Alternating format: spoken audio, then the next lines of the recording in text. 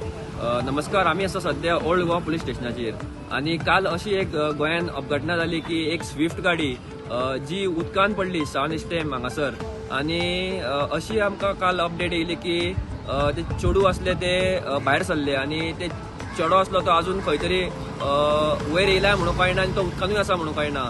हेचेर coastal police सध्या आणि fire brigade जे फायर फोर्स आहा ते सध्या त्यांचो सोद चालू आसा आणि असे लोक उलयता की तो वयरूय येयला म्हणून आनी तेका उदकानूय आसा म्हणून कळना आनी तेका मगरींनी खाल्ला म्हणून कळना.